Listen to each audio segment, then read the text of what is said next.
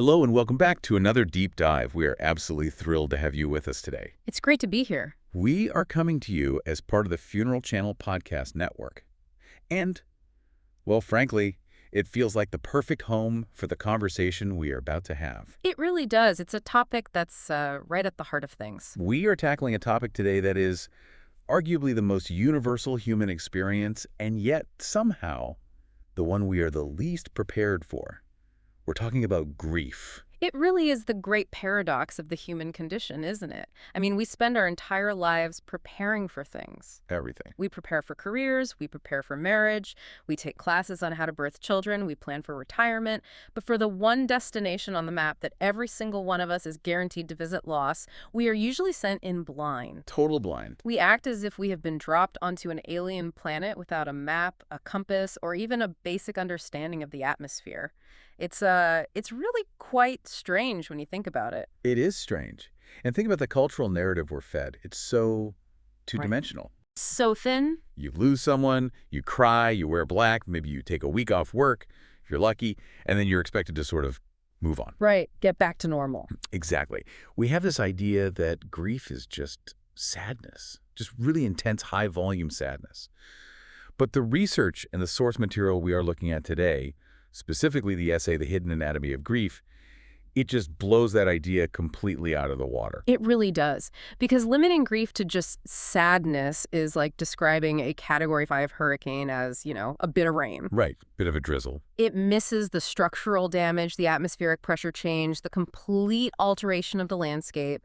The source material argues that grief isn't just an emotion. It's a full body, full mind, full life experience. A full life experience. That's it. It alters your perception of reality. It changes your biology. It rewires your neurology, and it completely rewrites your identity. It's a seismic event. That's the phrase that grabbed me right out of the gate. The hidden anatomy. We're going to map that anatomy today. I like that framing. A map. And I want to be clear to everyone listening. We aren't going to talk about the cliches. We aren't going to give you the 5 stages in the way you usually hear them. Actually, we're going to spend some significant time debunking that later on. Oh, we definitely are. That's an important one. We're going to look at the stuff nobody tells you until you're already drowning in it. The cognitive fog, the physical pain, the way time breaks, and the weird, isolating social dynamics that happen. Our mission today is really about validation and understanding. If you are listening to this and you are grieving, we want to explain why you feel the way you feel. Yes. Why you might feel crazy or sick or furious. And if you aren't grieving right now, consider this the manual you are going to need eventually, or the manual you need right now to understand the people around you who are suffering. So let's dive right in. The source material starts with this concept of the shock of loss and something called the sense of unreality. I think this is where the mismatch between expectation and reality is the strongest. We expect to feel immediate, crushing pain. We expect the movie scene, falling to our knees, screaming at the sky. The big, dramatic catharsis. Right. But the essay talks about feeling nothing, or feeling like the world is fake. Right. It's the glass wall effect. This is one of the most common yet least discussed immediate reactions to a major loss. The glass wall. Tell us about that. The source describes it as watching life happen through a thick pane of glass. You are there physically. You are walking around. You might even be talking to people at the funeral home, but you feel completely detached from your surroundings. Like you're an observer. Exactly. You feel like an observer of your own life. You're watching a movie and you happen to be the main character, but you don't feel connected to it at all. The details in the text are wild. It mentions sensory changes that I hadn't even considered. That's fascinating, isn't it? Sounds feeling muffled, like you're underwater. Oh. Colors appearing muted, literally like someone turned the saturation down on the television. Yes, that's a really common description. That the world just looks gray. And conversations feeling scripted. That really resonated with me. The idea that everyone else is acting out a play that you aren't part of anymore. And that is not a poetic metaphor. That is a biological description of dissociation. Here is what is fascinating. When we experience a trauma that exceeds the brain's capacity to process it. And the death of a loved one is a massive trauma. Perhaps the biggest trauma. The nervous system essentially trips a circuit breaker. It is too much information, too much pain, too much change all at once. So the brain creates emotional distance to allow the body to keep functioning. So it's a feature, not a bug. It's supposed to do that. Precisely. It is a survival mechanism. If you felt the full weight of the loss the second it happened, if the full reality downloaded into your psyche instantly, you might not be able to physically function. You couldn't handle it. You might go into physiological shock. You wouldn't be able to sign the death certificate or call the relatives or feed yourself. The unreality is the brain's way of dosing the pain. It's saying, I can't let you feel all of this right now, so I'm going to numb you out. I'm going to give it to you in teaspoon-sized amounts. But that's the trap, isn't it? Because people judge themselves so harshly for that numbness. So harshly. The source mentions that people get terrified because they aren't crying immediately. They're standing there dry-eyed, and they think, do I not love them enough? Am I a sociopath? Why am I thinking about whether I left the stove on instead of crying about my husband? And that is a huge source of secondary anxiety. People police their own grief. They have this rigid idea of what grief is supposed to look like. The movie version again. The movie version. They think numbness equals a lack of love. They have this equation in their head, tears equal love. So if there are no tears, they assume the love wasn't real. Which is just devastating to think about on top of everything else. But the source is very clear. Emotional numbness is an adaptive response. Okay. It has nothing to do with how much you love the person. It has everything to do with how overwhelmed your nervous system is. You're in a freeze state. And then comes the ambush. Yeah. Because that numbness doesn't last forever. The circuit breaker eventually has to be reset. No, the circuit breaker eventually resets, and this is where people get blindsided. Yeah. The numbness fades, maybe weeks later, maybe months later, and suddenly the grief explodes. It just hits you. It's visceral. And because the rest of the world thinks you should be better by now, because it's been 3 months, you feel like you're regressing. You think, I was handling this so well in week 2, why am I falling apart in week 12?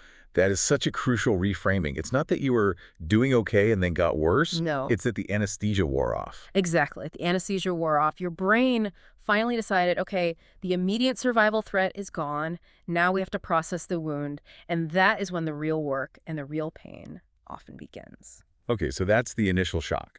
Let's move to the second layer of this anatomy, which I found incredibly validating, the cognitive and physical fallout. The fog. Yes, the fog.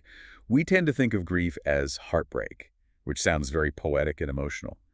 But the source material makes it sound more like a brain injury. In many ways, the symptoms mimic a traumatic brain injury or severe executive dysfunction. Let's talk about the grief fog. This is something almost everyone experiences, but very few people anticipate. Yeah, the text mentions that people can't concentrate. They reread the same sentence in a book 10 times and still don't know what it says. Can't retain a thing. They walk into a room and forget why they are there. They lose their keys while holding them. It's not just, I'm sad, so I'm distracted. It's, I literally cannot make my brain work. And that triggers a lot of fear. The source notes that grieving people, especially if they're a bit older, but even young people, often worry they're suffering from early onset dementia or some neurological decline. I can absolutely see that. They can't remember what they did that morning. They can't follow a recipe they've cooked for 20 years. They miss appointments. But if we look at the biology, it makes perfect sense. Grief places the brain in a state of sustained, high-alert stress. It's like having a background app on your phone that is draining 90% of the battery so the other apps barely work. That is a great analogy. That's exactly it. Your brain is dedicating a massive amount of processing power to scanning for threats, processing the trauma, and trying to remap your reality without this person in it. That's a huge cognitive load. Huge. And that leaves very little glucose and oxygen left for the prefrontal cortex, the part of the brain responsible for planning, memory, and focus. So it's not that you are losing your mind, it's that your mind is busy doing something else that is incredibly invisible and incredibly heavy. And tied to that is this bizarre distortion of time. Yes. The paradox the essay mentions is that minutes feel endless-like. Getting through an hour feels like a year. But then you look back and months have vanished without a trace. It's the loss of the internal clock. When you are in survival mode, the brain prioritizes the immediate moment. It stops laying down long-term memories efficiently because it doesn't care about storing memories for later. It's all about right now. It cares about getting you through the next 10 seconds. The hippocampus, which encodes memory, is impaired by stress hormones like cortisol. So you have this experience where the present is agonizingly slow because you are in pain. Every second is a struggle. But because you aren't forming strong memories, the past just evaporates. You look up and it's been 6 months and you have no idea where they went. It's just a blank. Which is terrifying if you don't know it's normal. You feel like you're losing your grip on your own life story. It is terrifying. You feel like you are losing your grip on time itself. But it is temporary. It resolves as the brain integrates the trauma and moves out of that constant high alert state. And we can't ignore the physical side. This is so important. The essay explicitly says the body keeps the score. Grief hurts. Like physically hurts. It's not just a feeling in your head. Yes. This is often dismissed as psychosomatic. It's all in your head, but it is physiological. The source lists symptoms like chest tightness, which is where the term heartbreak comes from, that literal constriction of the muscles around the rib cage and the heart. You can feel it. You can absolutely feel it. Also, shortness of breath, digestive issues, dizziness, and extreme fatigue. There is actually a medical condition called Takotsubo cardiomyopathy. Broken heart syndrome. That's the one, broken heart syndrome, and it's a real thing where the heart muscle temporarily weakens and changes shape due to a surge of stress hormones. That is wild. Your heart literally changes shape. It does. It balloons out at the bottom. It usually recovers, but it shows just how physical this experience is. This isn't a metaphor. Your body is responding to a massive shock. I've heard people describe grief as having the flu, but without the fever. Just that bone-deep exhaustion where your limbs feel like lead. That's a very accurate description because the immune system is actually involved. We know this now. Prolonged grief dysregulates the immune system. How does that work? The constant bath of stress hormones, cortisol, adrenaline, wears the body down. It increases inflammation throughout the body. The source mentions that grieving people are more susceptible to illness, and existing conditions often flare up. So you get sick more often? You get sick more often, or your arthritis gets worse, or your asthma acts up. So if you are grieving and you feel physically wrecked, you aren't imagining it. Your body is running a marathon while standing still. You are metabolically exhausted. Understanding that it's a stress response must help reduce some of that self-blame. You're not weak, your body is just doing what bodies do under extreme stress. Exactly. It's a biological reality, not a personal failing. That brings us to section 3, the burden of normalcy. Because while your body is running that marathon and your brain is in a fog and you feel like you're behind a glass wall, the world doesn't stop. No, it keeps going. You still have to pay the electric bill. You still have to buy milk. The impossible ordinary. This is one of the most cruel aspects of modern grief. The source highlights how simple tasks, answering an email, buying groceries, paying a bill, feel insurmountable. Why is that? Is it just the fog? It's the fog, but it's also about energy economics. If 90% of your cognitive and emotional energy is going toward processing the loss, you only have 10% left for everything else. You're running on fumes. You are. So an email that takes 1% of your energy on a normal day now takes 20%. You are operating in a deficit from the moment you wake up. I can imagine standing in the grocery aisle, staring at cereal boxes and just having a meltdown because you can't decide between flakes and loops. Yes. It seems ridiculous from the outside, but from the inside, it's a crisis. It is a crisis of executive function. It's called decision fatigue. And when you're grieving, it's amplified 100 times. You don't have the bandwidth to make decisions. And yet we have this pressure to appear okay. The mask. The mask. The essay talks about the pressure to return to work, to present a composed exterior, to perform normalcy for everyone else's comfort. Right, because usually bereavement leave is what? 3 days? Maybe 5 if you're lucky. And then you're back in the office, expected to care about spreadsheets. It's absurd. We live in a culture that values productivity and efficiency above almost everything else. There's very little patience for the messiness of grief. It's inconvenient. So what do people do? So people put on the mask, they go to work, they smile, they say, "I'm doing fine, thanks," when asked. But the cost of maintaining that mask is exorbitant. It drains the last reserves of energy they have. And the consequence, according to the source, is that if you hide the greed to keep other people comfortable, it doesn't go away. It just waits. It waits, and often it calcifies. Or it explodes later in more disruptive ways. Panic attacks, sudden rage, total burnout. You can only hold a beach ball underwater for so long before it shoots up in your face. That's a great image. And when it shoots up, it's usually uncontrolled because you've suppressed it for so long. This leads right into the social isolation aspect. You're wearing the mask, you're exhausted, and then you look around and realize you feel totally alone. Even if you have friends. The essay calls this the loneliness of the experience.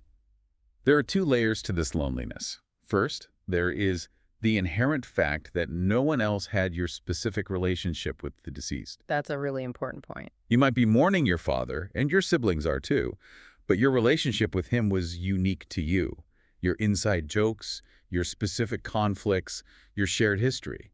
So, in a very real sense, you are the only person on Earth grieving that specific connection. You're in a silo of one. You are. That's a perfect way to put it. You're in a silo of one. That's profound. We assume we are all in this together, especially in families, but really, we're all in our separate silos of loss trying to shout across to each other. Exactly. And the second layer is the social reaction, the silence. The source talks about how well-meaning friends often stop bringing up the person who died. Why do they do that? They don't want to remind you of your pain. They don't want to make you cry at the dinner table, so they say nothing. They talk about the weather, sports, the news, anything but the person you lost. But the grieving person doesn't need to be reminded. They're in pain, right? They haven't forgotten. Precisely. You cannot remind a grieving person that their loved one is dead. They are aware of it every second. It is the background radiation of their life. So how did that silence feel? It doesn't feel like politeness. It feels like abandonment. It feels like the person who died is being erased from the collective memory. It reinforces the idea that your grief is too heavy, too dark, or too uncomfortable for other people to handle. So you learn to be quiet about it. You learn to silence yourself. You learn that your grief is a burden to others. And that is incredibly isolating. The source also mentions the shifting social circles. This was interesting, how some friends you expected to be there just vanish. They ghost you. Loss is a litmus test for relationships. The essay frames this not necessarily as malice, but as a limitation in emotional capacity. Some people simply cannot sit with pain. It scares them. It scares them. It reminds them of their own mortality. They look at you and they see what could happen to them, so they withdraw. They don't know what to say, so they say nothing and stay away. It's the clumsiness of fear. It is. But on the other hand, you often find unexpected grievers, people who have been through the fire themselves, who step up because they know. They get it. They get it. They know that you don't need advice, you just need presence. They are the ones who drop off food and don't ask, "How are you?" because they know the answer is terrible. They just sit with you. That mismatching coping styles is another point of tension, especially in families. Oh, this is huge. The source talks about how one person might want to talk about the loss constantly, look at photos, cry openly, and their partner might want to just work, stay busy, and be silent. And they end up thinking the other person doesn't care. Exactly. They see it as a lack of love. This is a classic conflict. We interpret different coping styles as a lack of love. One partner thinks, if you loved him, you'd be crying like me. The other thinks, if you wanted to heal, you'd stop obsessing and move on, like me. But that's not what's happening. No, the text emphasizes that these are just different survival strategies. Psychologists often distinguish between intuitive grievers, who process through emotion and sharing, and instrumental grievers, who process through doing and thinking. Instrumental versus intuitive. That's a really helpful framework. It is. If you are an intuitive griever, married to an instrumental griever, you might feel abandoned. But if you understand that fixing the fence or organizing the finances is how they are grieving, it changes everything. It's their way of trying to create order in the chaos. Precisely. Understanding that can save a marriage or a family relationship during the worst times. It's about recognizing the different languages of grief. So we've covered the body, the mind, and the social circle. Now let's talk about the self. Section 4, identity. This is the existential crisis part of the deep dive. Who am I now? This is identity fracture. It's a profound disorientation. We define ourselves largely through our relationships. I am a husband, I'm a daughter, I'm a parent. Those roles are central to our sense of self. They are. We see our reflections in the people we love. When the person who anchors that role dies, the role itself dissolves, or at least the active expression of it does. Can you give an example? Sure. If you cared for a sick spouse for 10 years, and that was your entire routine, and they die, you aren't just losing your spouse. You are losing your job, your daily routine, your sense of purpose. You wake up and think, who am I if I'm not caring for them? What do I do at 3 p.m. when I used to give them their medicine? It's a complete disorientation. Like the North Star just fell out of the sky. It is. Your entire map of life is suddenly obsolete. And the source makes a really important distinction here. Healing isn't about going back to who you were before. No, that is impossible. That person is gone. You cannot unknow deep loss. The essay argues that the goal isn't recovery in the sense of returning to a baseline. It's about integration. Integration. What does that mean? It's about building a changed self. You are a different person now. You are a person who carries this loss. And that new person has to figure out how to navigate the world. You have to grieve the person you were before the loss because that version of you is gone too. That's another secondary loss. And part of that navigation is dealing with the future. We think of grief as looking backward, but the source says a huge part of it is mourning the future. Secondary losses. This is such a vital concept. When someone dies, you lose the past, yes. You lose the memories you shared. But that's not all you lose. Not by a long shot. You also lose the future you had planned. You lose the wedding they won't attend, the grandchildren they won't hold, the retirement trip you won't take, the Christmas gift you won't buy. All those imagined futures just evaporate. And that explains why grief keeps coming back. Right. Because the calendar keeps moving. The world doesn't stop presenting you with these moments. Exactly. This is why the timeline of grief is so long. Really, it's lifelong. You don't just lose them once. You lose them again when that date on the calendar comes up. You lose them again at the holidays. Or when you get a promotion at work. Yes.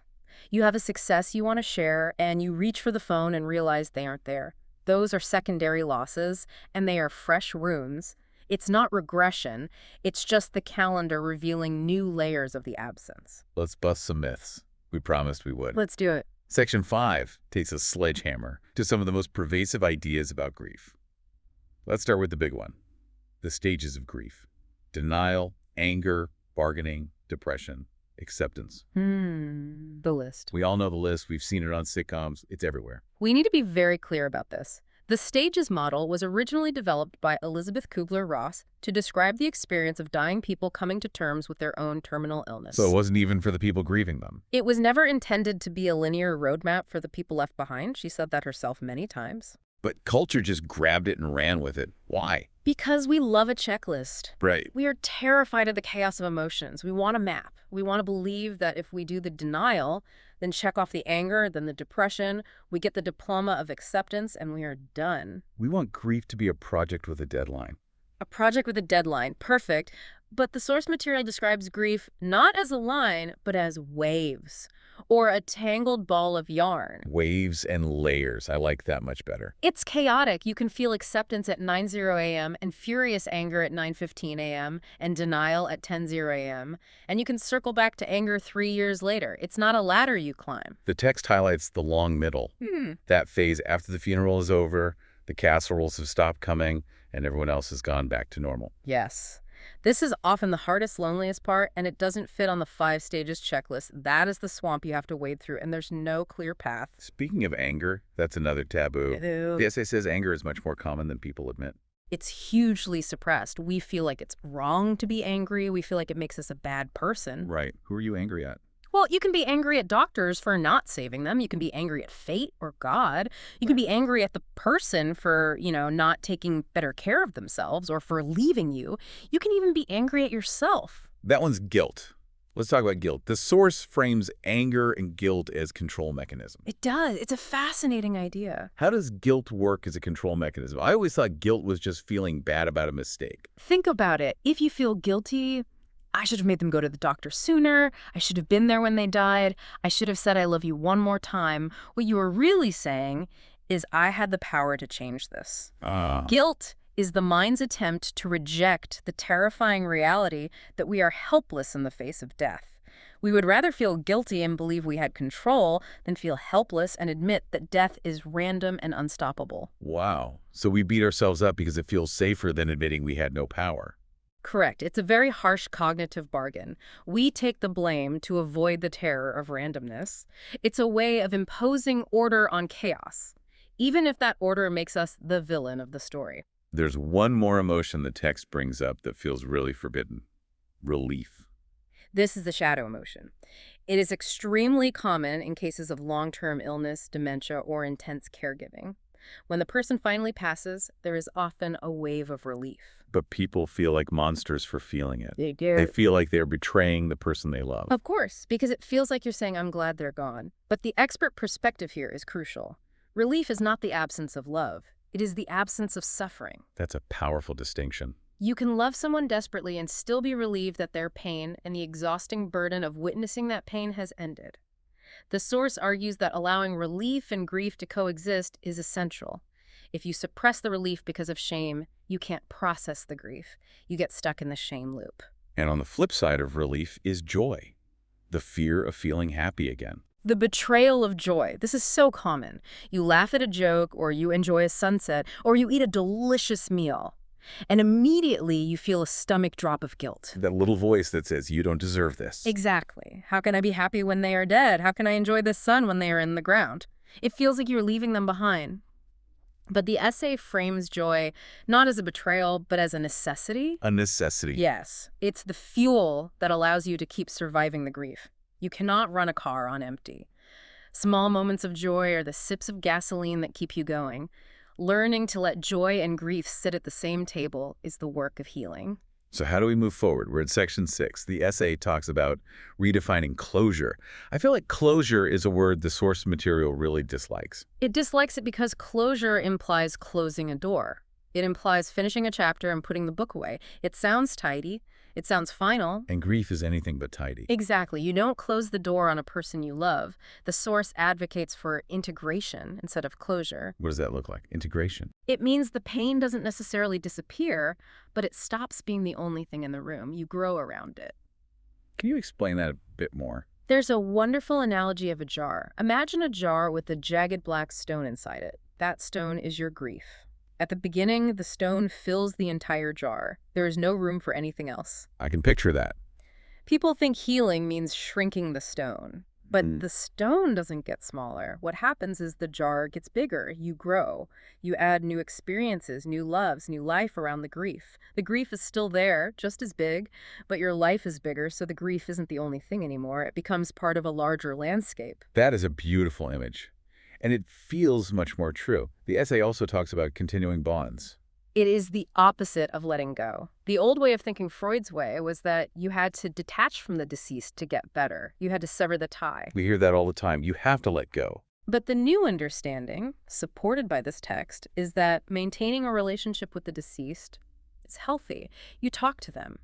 You think about what they would say in a situation. You honor their values. You carry them with you. So the relationship continues. It continues. It just changes from a physical one to an internal one. They become part of your inner counsel, part of your wisdom. I love the phrase the essay uses near the end. Grief is the echo of love. It's the most powerful reframing in the whole text. If grief is the echo of love, then the pain we feel is a testament to the depth of the connection we had. So it's not a bad thing. It's not a pathology. It's not a mental illness. It's not a weakness. It is the receipt for having loved someone deeply. The only way to avoid grief is to avoid love. And none of us want to do that. And it also mentions the failure of language. How the things people say to try to fix it actually make it worse. Oh, the platitudes. They're in a better place. At least they aren't suffering. Everything happens for a reason. Those phrases are what we call silver lining the grief. They are invalidating. They rush the person to the positive side because the speaker is uncomfortable with the negative side. They're trying to make themselves feel better, not the grieving person. In many ways, yes. The text argues that we need to stop trying to fix grief with platitudes and start witnessing it, just being there, acknowledging that it hurts and that it sucks. Just sitting in the dark with them. Yes. That is infinitely more healing than saying, at least, sometimes things are just terrible. And we need someone to sit in the dark with us, not turn on the bright lights.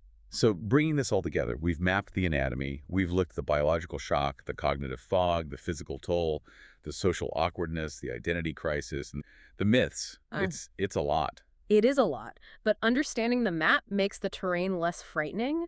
If you know that the fog is biology, you stop fearing for your mind. Right. You know you're not going crazy. If you know that the ambush of grief months later is normal, you stop fearing you're failing. If you know that joy isn't betrayal, you allow yourself to breathe. Knowledge doesn't take the pain away, but it takes the fear and the shame away. It sounds like the key takeaway is that doing okay doesn't mean the absence of pain. No, doing okay means living with the pain. It means integrating the loss into the fabric of your life without letting it unravel the whole cloth. It means surviving the amputation and learning to walk with a limp, but still walking. And eventually, maybe even running again. The essay leaves us with this idea of unwanted lessons. That grief teaches us patience and empathy in depth, whether we wanted those lessons or not. We don't ask for this education. It is a tuition we pay with our hearts. But once we have it, it changes us. It connects us to the rest of humanity in a way nothing else does. How so? When you have grieved deeply, you look at other people differently. You see the fragility in everyone. You have more compassion because you know what might be hiding behind their mask. You join the secret club of the grieving, and you realize it's actually a very large club. That brings me to the thought I want to leave our listeners with today. A question, really. Okay. If grief is truly the echo of love, and if the pain is the price of the connection,